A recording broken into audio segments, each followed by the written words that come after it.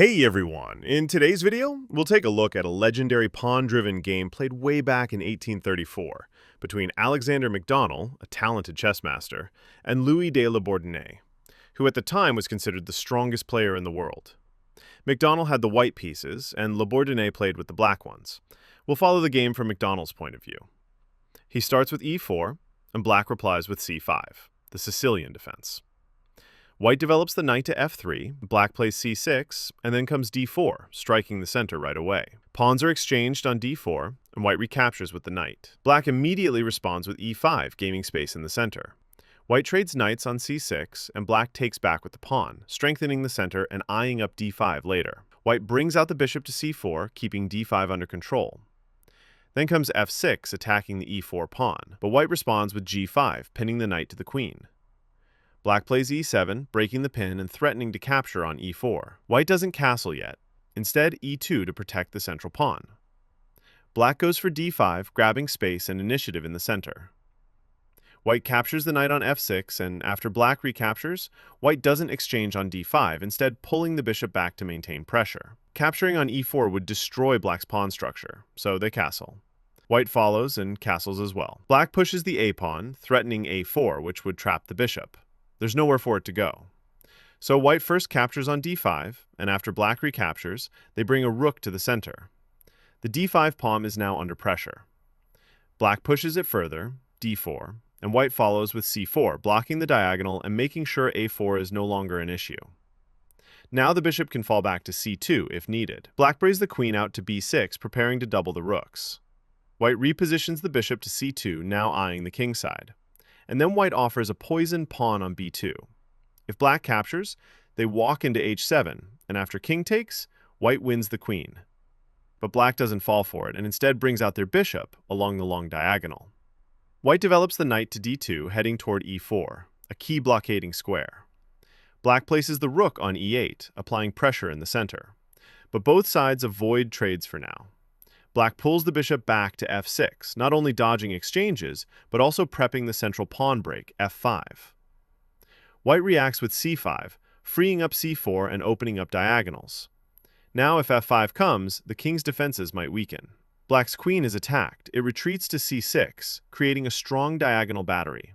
The knight on e4 can't move. If it does, mate follows on g2. So white supports the knight on e4. Black plays e7, aiming to remove the c5 pawn, but white defends with c1, lining up along the half-open file. Black finally pushes f5, attacking the knight, but white throws in a check with the queen from c4, forcing black's king to step aside. And instead of retreating the knight, white plays a brilliant shot. a4, skewering the queen on c6 and the rook on e8. Black's queen shifts to h6, eyeing e3. White goes ahead and captures the rook on e8.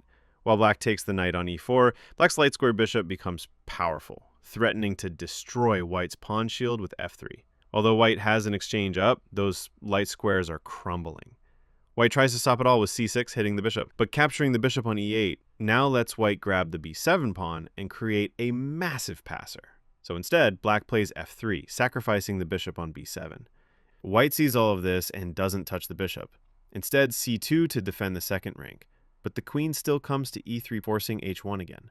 Black reroutes the bishop to c8, planning to swing it over to the king side. White cuts that off with d7, offering a trade. Black ignores and pushes f2, threatening promotion. White's rook steps up to f1 to block it, but now d3 charges forward too. White plays c3, doubling up on the pawn and pinning it to the queen. But after bishop exchanges on d7 and e4, the passed d3 pawn becomes untouchable. MacDonald sees the danger and tries c8, aiming to undo the queen. But if black captures the queen, white's plan is takes f8 and then queening the pawn on d8. La Bourdonnais calmly plays d8, blocking the promotion. The bishop is guarded by the rook, so sacrifices don't work, and if white tries c8, black can go b6 to cover. White falls back with the queen to c4, but now black sacrifices the queen with e1. Capturing it leads straight into promotion and mate. White brings the rook back to c1 to defend, but black continues with d2, reinforcing the queen on e1 and attacking the rook. White tries a trick with c5, hoping black takes on c1 and walks into takes f8 mate, but black calmly plays g8, and now the attack is shut down. White has to retreat the rook to d1 using both rooks to block the pawns, but black plays e3, bringing in the final pawn. This creates a terrifying triangle of pawns. The move e2 is coming, and it's unstoppable. McDonald tries c3, tying the queen to d2, but it's too late. Black ends the game with a stunning queen sacrifice. Takes d1, and after takes comes e2. Now all three pawns are on the second rank, ready to promote. White has a queen and rook, but it doesn't matter. The pawn wave is unstoppable. Even if white tries to save it with g1, black simply captures the rook and promotes. Checkmate follows. All white can do now is delay mate, for example, play h4, so that after e1, the king has an escape square. But then comes f1, followed by another promotion. Checkmate in a few moves is inevitable. McDonald resigned after e2. And that's how this game earned its place in chess history and remains famous to this day. Thanks for watching. If you enjoyed this video, feel free to support the channel using the links below. Like or dislike the video, and don't forget to subscribe. See you in the next one.